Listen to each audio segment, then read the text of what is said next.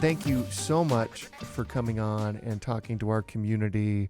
You are someone I deeply respect, deeply admire. I think you're the only person that I invite every year to come speak at our summit because your summits and your speeches at the summit are so incredible. I always try to sit front row when you're talking.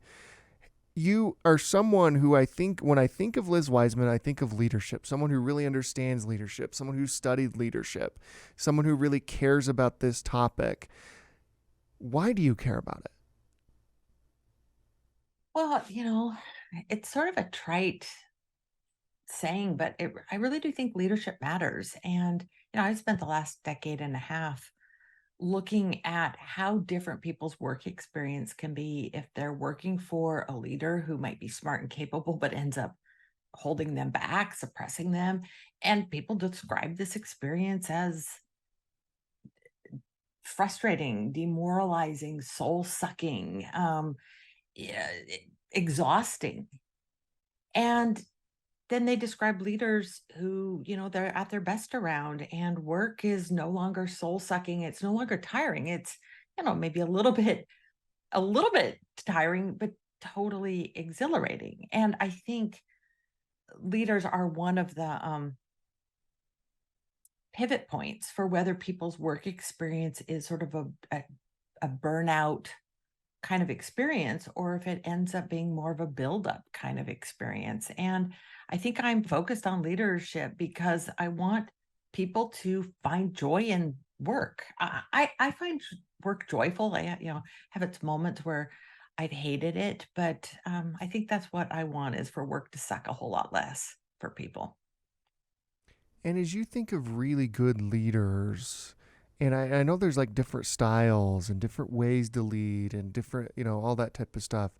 But what makes a great leader? What does a great leader have to have? An attribute or two that a leader has to have? I think there is a different way to look at what a great leader is. For many, many years, we've looked at sort of the great man model of leadership. And the problem wasn't that it was a man, not a woman. It's that it focused on like the qualities of the leader, that you had to be charismatic, you had to be visionary, and that if you had this package of capabilities, then you were this great leader. And I think a different way, and maybe a better way to look at leadership, is to look at the effect leaders have on other people. I had a boss at Oracle. So I spent 17 years at Oracle and spent a lot of years as an executive there. And my boss said something to me he said, our employees are the customers of our leadership. And I think it's a lot more helpful to look at leadership through the eyes of the customer. Like, who is the recipient of that leadership? And more be more concerned about, are people great around that person, or is the leader great him or herself? And so, I think a great leader is someone who kind of brings out greatness in others. They're people who may kind of show up big. Maybe they are charismatic and visionary and bold and compelling and all of those things that we traditionally see as great leadership. Yeah, they can be those things. But do they know how to temper that? And do they know how to play big, but do they also know how to pull back and play small, creating room for other people to play big? And I think this is the apropos way to look at leadership right now, because we are dealing with problems that are just too big for any one person to solve. Like, there is no one visionary enough that can see where the tech industry is really headed. There is no one visionary enough that they can like describe like where this is all going. I, I think this is one where we need many eyes on a situation to piece together like what the future is going to look like. If you're a customer of poor leadership, Mm. what should you do? What do you do? Like, and I'm sure that there are people watching or listening to this right now. It's like, hey, I'm a customer of poor leadership right now, or I have been in the past, and what do I do? Because I know we talk a lot about like what does a leader do to improve their leadership, but what do you do when you're a customer of poor leadership? Mm. Yeah, well, okay, that's a fun question. And I don't know that anyone's ever asked me that question this way. So I think this is particularly interesting. Let's talk about what maybe we don't want to do. We probably don't want to just quiet quit that situation. And that's what I think most people do is they they resign themselves to, well, my boss is going to do all the thinking. I'll just show up and attend the meeting and take notes and do what they ask me to do. So giving up is not a good solution because you will end up languishing. You will end up atrophying around that leader. And when you finally get up the courage to leave, you're going to find that you are leaving in a weakened condition. And in some way, like you become the damaged goods that aren't capable of like stepping up and playing as big as you want to. So just sitting that out is probably not a great strategy. There's this, you know, you could just quit and go work elsewhere. But the problem with that is if you quit and go work elsewhere, a lot of people go, okay, I'm going to go they quit bosses and then they go look for jobs elsewhere. But what they really need to do is go shop for a new boss. There are too many people looking for jobs rather than looking for what's the culture I want to be part of, and who do I want to work for and who would I be willing to work for. I think there's way too much emphasis on managers screening employees and not enough emphasis on employees screening like the kind of managers they would want to work with. So just quiet quitting is not a great strategy. Quitting is not a great strategy. The other sort of fight it is not a great strategy either. You know, I think we've all experienced this. If you've got like a know-it-all boss, like what happens when you try to argue with a know-it-all? They tend to argue more vehemently. What happens if you try to keep a controlling, micromanaging boss out of your work?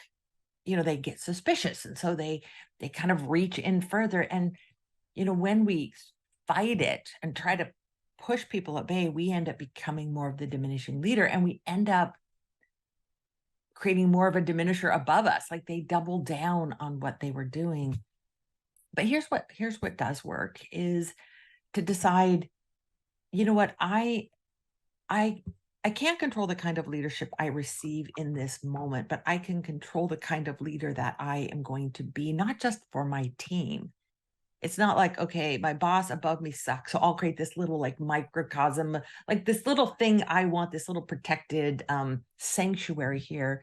It's I'm going to show up in a way like I can't control who my leader is necessarily, but I can control the leader that I want to be. And I'm going to be the leader that the people on my team need. And I'm also going to be the leader that my boss needs. And I've seen so many situations where someone decided to be the multiplier up to their boss. And, it did not change them, it did not turn them into an amazing boss. But what it does is it changes the dynamic so that you now are more trusted. And instead of like pushing them away, kind of pull them in, give them a role, help focus their energy. And when we do that, it changes the dynamic and it gives you more space to be able to do your best work. And I think over time it does change that person. But I think, in some ways, uh, be an advocate for the kind of leadership that you would like to see and be an example of that. I always think like we had Reed Hastings at an event, and in the fireside chat, he said, if you can't lead yourself, you're not going to be able to lead others. And part of what I heard in your answer there is like, hey, you also have to lead yourself because we're all leaders in some capacity. So if you're a customer of bad leadership, um, how are you leading yourself in order to overcome it? Is that kind of another way to put it there? Well, I think so. And here's the thing I think I've learned through so much my research, and it's one of those things like if you had a chance to take out a billboard or to stand on top of the tallest building in town and like shout loudly, like here's the thing I would shout out is that we have so much more power than we think we have. And it is so easy when we've got a bad boss to get ourselves in this victim mentality of I am like the victim of my boss's bad leadership. And actually, really to remind ourselves, no, actually, my boss is not in charge of my work. I'm in charge of my work. Let me go kind of around this way, Clint, is in the research I did for this book, Impact Players, I interviewed 170 managers and asked them, what is it that people do that makes your job hard, that they kind of hate, that you as a manager hate when people do this, versus what is it that people on your team do that makes your job easy and delightful, makes you just grateful to be a boss and a leader. And the things that they said that people do that they appreciate are things like find problems and fix it, do things before I ask them to do it, follow up without being asked, like chase after problems. And when I looked at all of this, it just became so clear to me, Clint, managers don't like managing people. Right. They don't want to have to tell people what to do. They don't want to be like, okay, see over there, I need you to do that. And here's how they want. Like, we've created in our mind this, I don't know, a stereotype of this like uber bossy boss.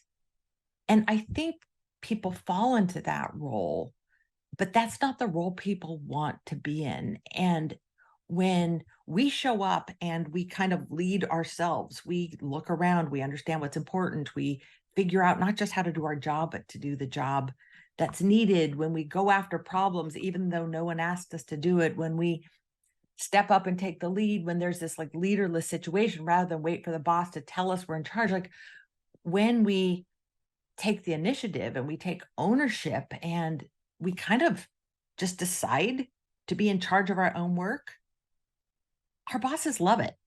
Now, that's not to say every boss loves that. So there are probably some who, well, I don't know, we could get into sort of like what maybe went wrong in their career that caused them to feel this need to be so controlling and micromanaging. But most of the time it's appreciated. So yeah, it's like, I think we have to lead ourselves in many ways. And if we understand what our boss is trying to accomplish fundamentally, like really, really understand what's important to the organization, what's important to them, like we can take a lot more control of our work and we can be a lot more in charge of our work experience. Absolutely. If you think about this idea of, which I love, these customers of leadership, and you pull it out outside of just a company, and to begin this conversation, you were talking about, hey, look at society right now and our lack of leadership, or I don't want to put words in your mouth, but you said something around those. Kind of around that phrase. And as you look back at, like, now let's go macro level, and maybe just like the United States, for example, there's a lot of unhappy customers right now. How? I mean, we're not political, obviously, but I mean, just it seems like the challenge and the reason why that's true is trust. The customers have lost trust in what the leaders are providing or even saying. How do you rebuild trust once it's lost? Oh, I mean, I think we are having a massive crisis of leadership, a crisis of faith in institutions. And, at this point, when like, who would be the best choice for the next president of the United States? I mean, I think the answer to that question is no one, like none of the above. It's like, I was actually thinking the other day, like, what would it be like if we just didn't have a president? And I don't know, Clint, if you saw this piece, it was in the New York Times. It was written by my friend and colleague Adam Grant, who made this case for we would do a lot better out in our public leadership if instead of electing leaders, we just chose them at random. And it's actually not a satirical piece. He's making the case that like when people get elected, it kind of goes to their head, and that somehow when people are chosen at random, much like a jury, people behave in much more responsible ways because they don't see themselves as like superior, this sort of victor. So we're having this massive crisis in leadership, and I don't know what the answer is, like at a national level, like what needs to happen there, or who is the right person for that job. I'm not sure it's a job that anyone can be successful at right now. But when it comes to rebuilding trust, I think we often think of this backward. We think about, okay, what do I need to do to get people to trust me? Because that's a classical version of trust, which is like, here's what makes somebody trustworthy. And what I find is that the best leaders, they earn that trust by trusting other people. And it's, one of the things that is at the core of this concept of multiplier leaders. Yes, we trust them. We tend to do our best work for them, but their focus is on other people. And essentially, the way they're operating is they are giving other people their trust. It's like saying, I'm going to put you in charge of this because I trust that you're going to do a good job. It reminds me of someone who worked for John Chambers said that Chambers used to say to him, I think you're going to surprise me on the upside, which is communicating trust. Chambers also said to the same man, you know what, when it comes to this part of the business, you get 51% of the vote and 100% of the accountability. So like, this is a leader who's not saying, trust me, I know where we're going. It's saying, I trust you.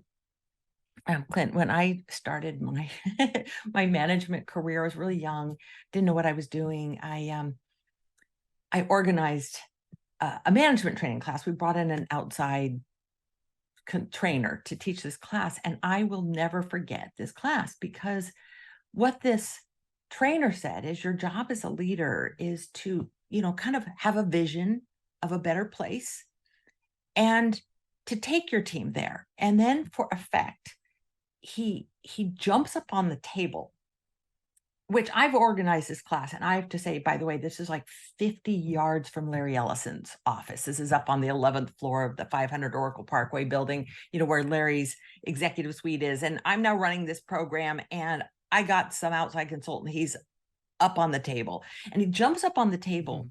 And he reaches out his hand like this, and he said, your job as a leader, and he kind of is like bending over, extending his hand. He said, your job as a leader is to extend the hand of greatness to your team and say, I know a better place.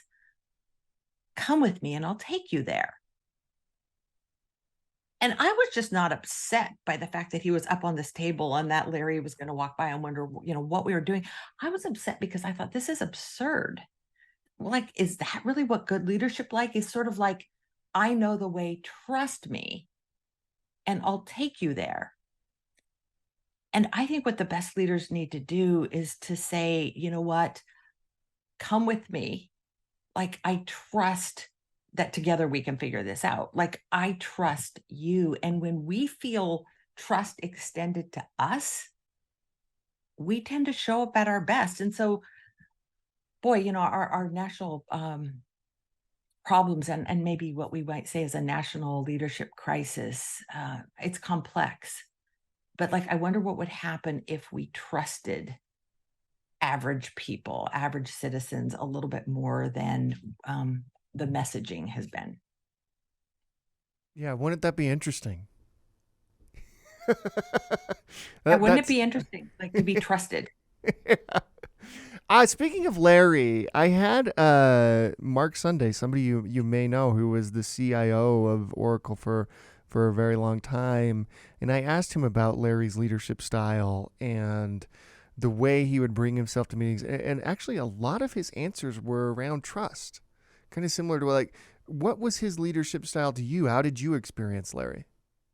Oh goodness. I said sort of have this up and down experience with Larry, because he was this amazing leader, but he never wanted to talk about leadership, which was one of the things that frustrated me. But I think I'm glad you pointed out trust, because one of my colleagues at Oracle, Dennis Moore, who was one of the product marketing execs there, when we were talking about like diminishing leaders, we acknowledged that, okay, Larry's got some diminishing traits. Like, that's a lot of what makes a press. But what Dennis said to me, he said, if Larry trusted you, there was no greater multiplier. And that was my experience. Is I felt trusted by him. And I was given a big responsibility at a young age, and people didn't step in and do that job for me. And, there's this one, I think this says a lot about trust, and it gives you some insight into Larry. There was this really tense meeting that I had with Larry. We had been working together trying to kind of transform the education function. I ran the education, which had historically been internal, but now it's like in employee training as well as customer education, that for revenue business. And we're really disrupting that whole model. We're moving everything online. We're doing this way before that is sort of in vogue. And it's all at Larry's behest that we are completely rethinking this. And I am on board for this. We are having a great time. And then we get to a meeting where Larry says to me, like, looks right across the table at me and says, Liz, I think I had about 350 people on my team at the time. And he said, I want you to pick like your top 100 people on your team. And I want you to get rid of everyone else and rebuild the organization around your top 100 people. And I'm like, okay, I was having fun with Larry. It was like all fun and games until Larry wants me to fire 250 people virtually overnight. And I think Larry's lost his mind. He's being dramatic. He's being heartless. He doesn't understand like that we're doing mission critical work and that there's going to be a revenue hit. And so I'm going into all the ways that Larry is absolutely wrong about this. And I'm not alone. Like the other executives, the head of sales, the head of product, we're all around this conference table, and they're all looking at me like, and I'm also like probably the youngest person in the room, the only woman in the room. And they're looking at me like, Liz, don't take this bait. And so I kind of go into a little bit of a slow panic. And I start to think all the ways that Larry is wrong about this. And I go talk to all the executives, all the business unit heads, looking at what this would do to their revenue numbers, their business, what it would do. And I lay out this case, kind of like full analytics on why I think this is a bad move. And I go back with a plan B, which is to reduce the organization by a much smaller amount. And I lay this plan out. And Larry, I'll never forget what Larry said. He's like, Liz, you've done like a really good analysis on this, and you're right. What I asked you to do is probably unreasonable, and what you come back with is a much more reasonable plan. And if this is what you want to do, I support you. And I'm thinking, man, I have just, and of course the other executives on the table, they're like, whoa, Liz is the boss. Like I'm seeing this very much as this victory. Like I have, been victorious against a really strong-willed, smart leader, and I'm feeling great about it. But I remember seeing kind of this look of disappointment in his eyes, like he was supportive. And so we're all like high-fiving after the meeting. We do this, reduction in force. It's much, much smaller. And, we go to rebuild, and then suddenly we have to do a little bit more trimming on headcount. And then we have all the same work and more because now we're disrupting and changing, and we don't have enough heads to do it. And people start leaving the organization voluntarily, and work starts to feel miserable. And I'm realizing, like, over the months that ensue, as I'm watching people leave, I'm having to ask people to leave, I'm reshuffling chairs, that I'm like presiding over this slow bloodletting in the organization. And I realized Larry was absolutely right about this, and I was absolutely wrong. I had been incredibly short-sighted. I had been sort of defending the status quo, protecting, my team, my organization, and some of it I think under the guise of protecting the business. But Larry had been thinking big. He'd been thinking for the future, and I'm protecting the past. And I mean, I realized, like, oh no, Larry was right. But he also said, like, you know what? Like, he knew I was wrong. I absolutely am convinced he knew that that was not the right thing to do, but he gave me the space to do it. And I learned a really valuable, really expensive, really painful lesson because Larry trusted me to go do my job, even if I was doing it kind of poorly. Seemed like I was doing a good job, but I was so No, short-sighted. that is actually incredible. And what Larry's bringing to that table at the time is probably experience, right? Like, hey, this is most likely what you need to do. And then you come back, but he trusts you as a leader. He's like, all right, well, I'll trust you because, maybe I'm wrong.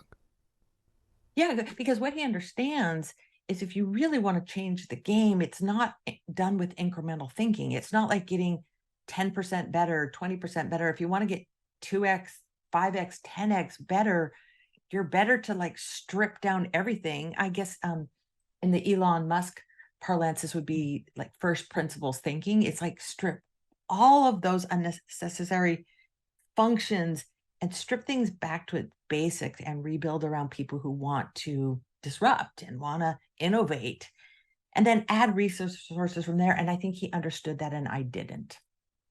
What do you Yeah, think of this is Elon? not necessarily a super proud moment, but No, I this think it is says a great. lot about Larry. That's incredible. That's an incredible story. What do you think about Elon, actually? Like the most uh, famous leader of our time, the most famous CEO of our time, the richest person in the world, running various incredible big companies and tweeting a lot. It's really interesting.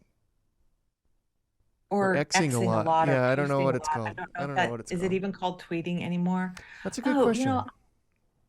I have really mixed emotions. Like, in some ways, Elon Musk is the epitome of the sort of smart but diminishing leader. And, if you talk to people who work for him, and I've worked with many of the people who have worked for him. They've been clients as they've left and gone to other companies. I know some of them quite well.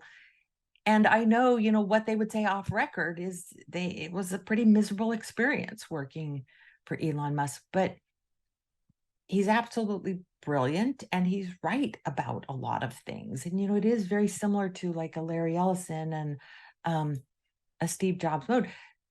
And I think, here I'm probably someone who, like, if you see me coming around a hallway, you're like, oh, that's Liz multipliers, you know, uh, this is someone who's trying to rid the world of diminishing leaders. And, in many ways, Elon Musk looks like that. But I think he's someone who's like, there is a place for people who are singularly brilliant and emphatic, and they play this role. And it's valuable. Like, I bought a Tesla, what, 10 years ago. And, so I'm like a really early Tesla customer who like saw the promise in this and wanted something. And I loved this car for a decade. And I think what he was able to build is absolutely amazing. We've got Tesla Power Walls, like kind of sold on what's possible. Here's the thing. The problem comes when people try to replicate that as a leadership style. Mm-hmm.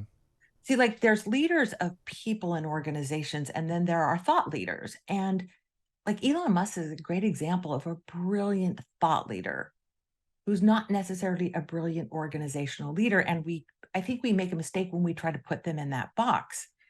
I'll share another little story about Larry.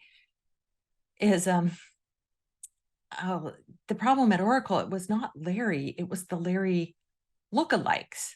And I would get a lot of people who, and I think it was because of my role, like in charge of leadership development and people development. Like I can't tell you how many times I had to sit down with people and go, you know what? Because they were like doing the Larry thing, like showing up, big, gunslinging, putting people in their place, being argumentative, visionary. And I'm like, okay, let me let you in on a secret here. Larry is amazing. Like we are so glad we have Larry Ellison, in this company. But the thing is, we only need one of him. We don't need a whole army of people like this. And I think Elon Musk is someone that we need to appreciate for um, the trajectory he creates, the possibilities he explores. But I'm not sure like his strength is as an organizational leader. And typically people like this need people around them who are great people leaders and organizational leaders and help smooth that and help not buffer people from it, but help people interpret like the signal from the noise, because these do tend to be kind of noisy leaders. Do you remember when the Walter Isaacson Steve Jobs biography came out? and everybody read it, right? Particularly those in tech or business, they're reading it. And there's all these like infamous now stories of Steve Jobs' temper or berating people in meetings and all this type of stuff. People started wearing turtlenecks, right? Elizabeth Holmes did, like when she was You have a running. very famous example of someone who's now in jail Yeah, for having they're done the Steve they're trying to lookalike like thing. do this, mimicking this play acting of Steve Jobs.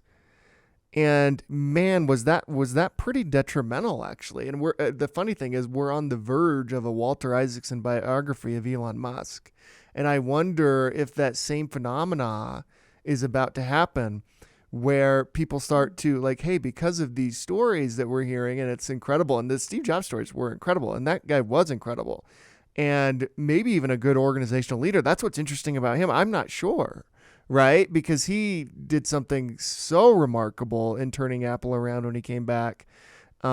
And it was all pretty much organizationally. That was really interesting. I mean, what do you think about that phenomenon, like the Steve Jobs one, and what we might be about to experience now that Walter has a biography of Elon? Well, Clint, I'm glad you brought this up, and I'm really disturbed that you brought this up because now I'm going to be fixated on what's going to happen with the Walter Isaacson bio. I had not seen that coming. I think again, I think we need to understand the savant phenomenon, that there are savants and they do amazing things in this world. And uh, it's a wonderful strategy to replicate, to adopt and to replicate if you are a savant. Like if you kind of like that way of leading can work for you, but you have to really be that smart, that bold. And I think the bulk of the population isn't. So it's not authentic. Like in some ways, what Walter Isaacson will describe as a very authentic leader, who like knows who he is, cannot move off of this, and he's doing his thing. But it's something that I think is dangerous to replicate. And his story is not over. And Steve's story, we like to talk about how Steve came back from wandering in the wilderness, and how, like, I don't know, somehow his day to transform Apple.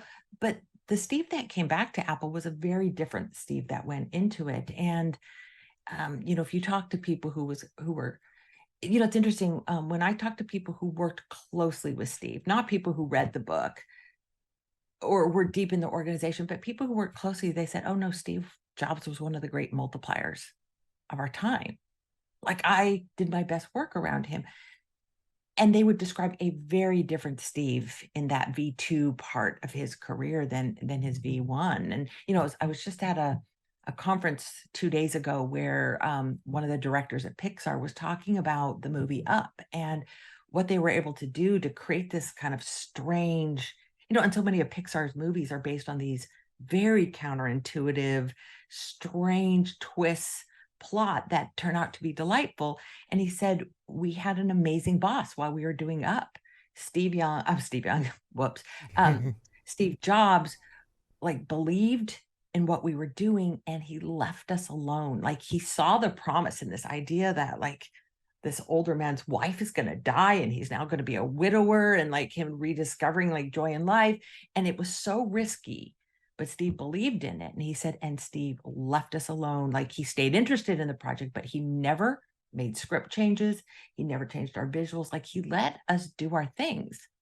And so that's Steve Jobs, not just V1, V2. That's kind of like that V3 version of him when he now is, leading, as an investor leader with Pixar.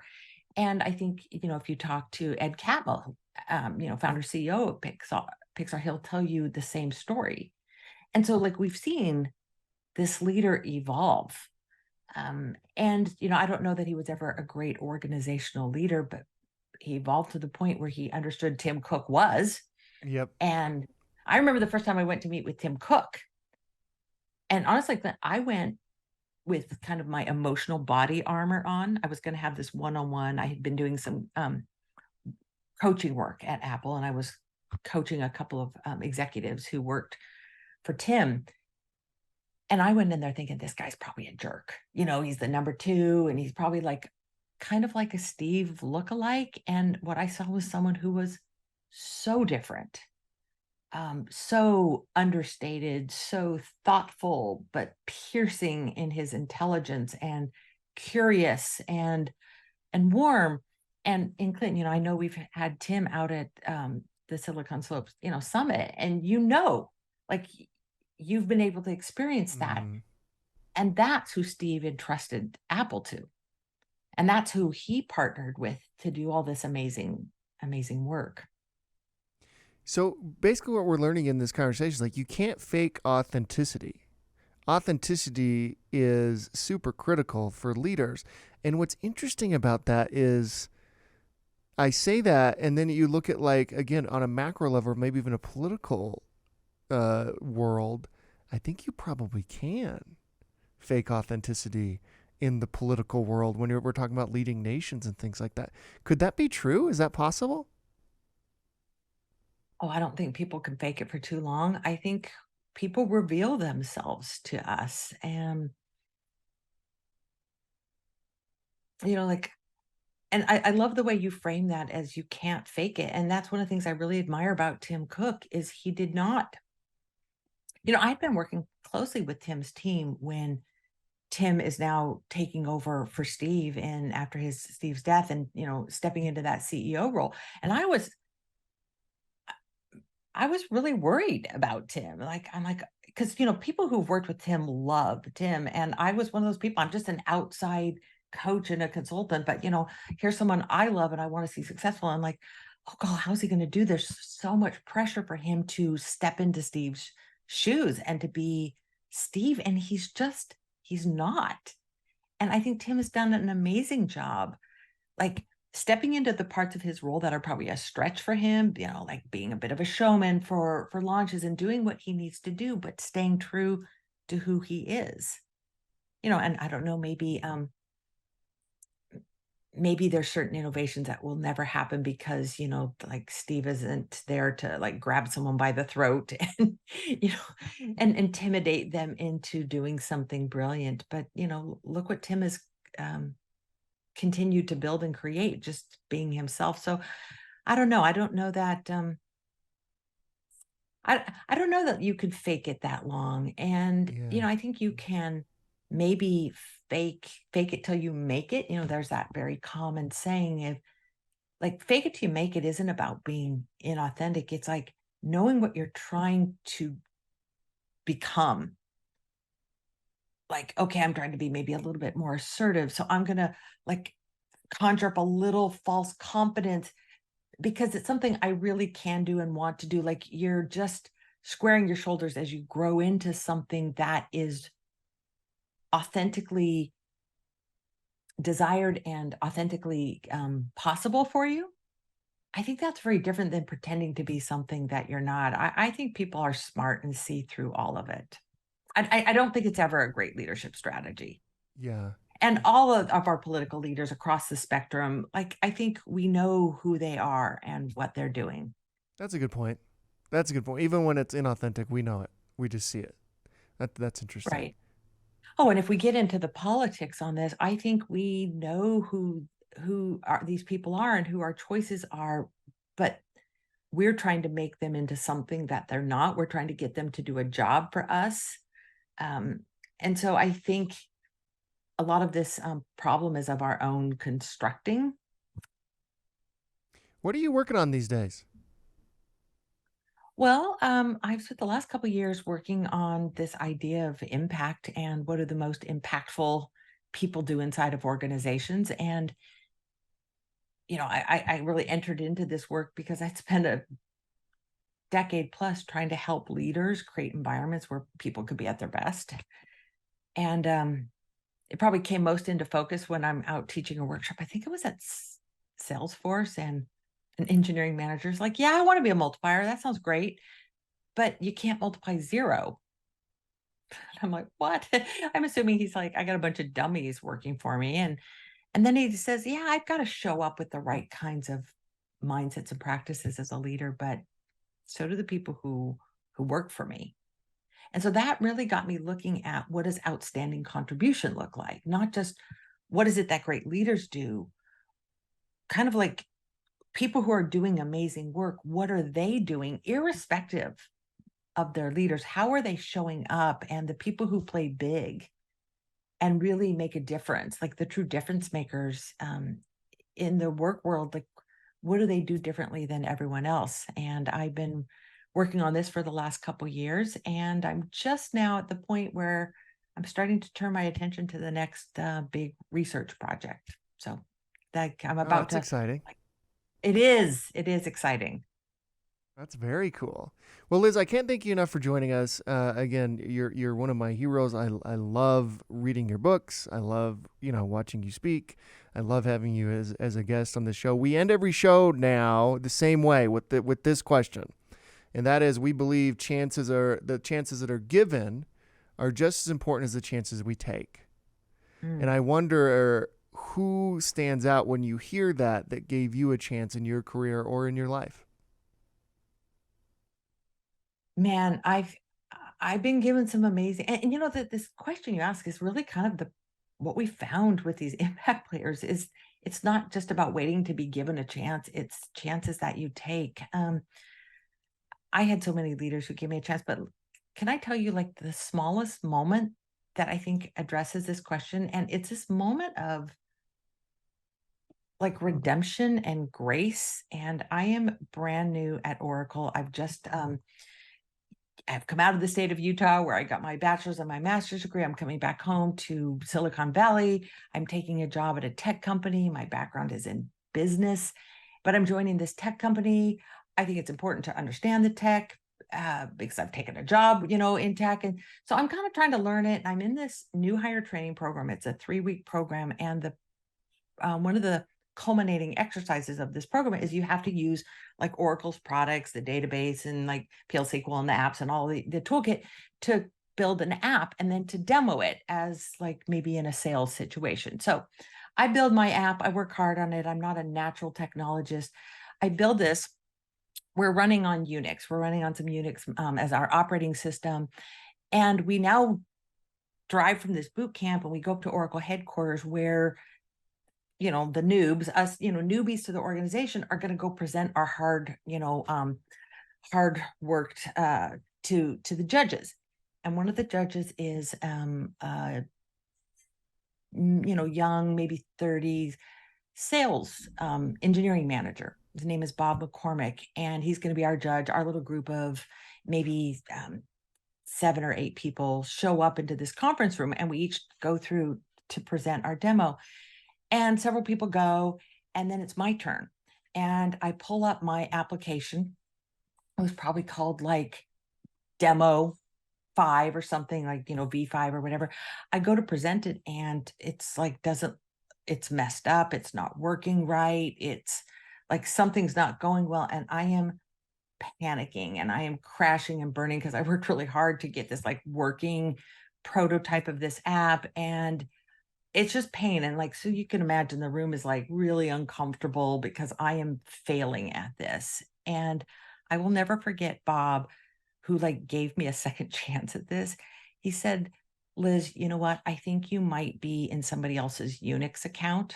Like I hadn't logged out, or the person before me hadn't logged out of their Unix account. So I was pulling up a file from their account that was one of like their kind of early versions of this. And he says, I think, you've done that, because he could have like eviscerated me in this moment. It was like to teach me this lesson of like, what, always log out of the account, always test things before you present. And he said, why don't you back out of that Unix account? Why don't you go into your account and why don't you start your demo over? And like, Clint, I'm getting a little teary just telling you this story because I was blown away by this, because he could have tortured me, could have made me look like a fool, but he just gave me this chance and kind of like a fresh start to do something and to have a success. And I've never forgotten that. And I think it's these like small acts of giving people chances to redeem themselves, to recover from mistakes, that have been powerful. And I've had a bunch of people who've given me chances to like fix it and make it right and do a good job. But that was one early in my career. It set a tone for me. That's incredible. Liz, thank you so That's much Bob for McCormick. Yeah. Bob McCormick. Wow. He's still around, likely, right?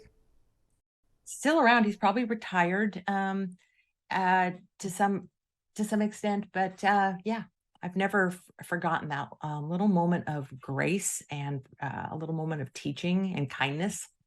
That's incredible. Liz, thank you so much for coming on. I really appreciate it, as always. It's my pleasure.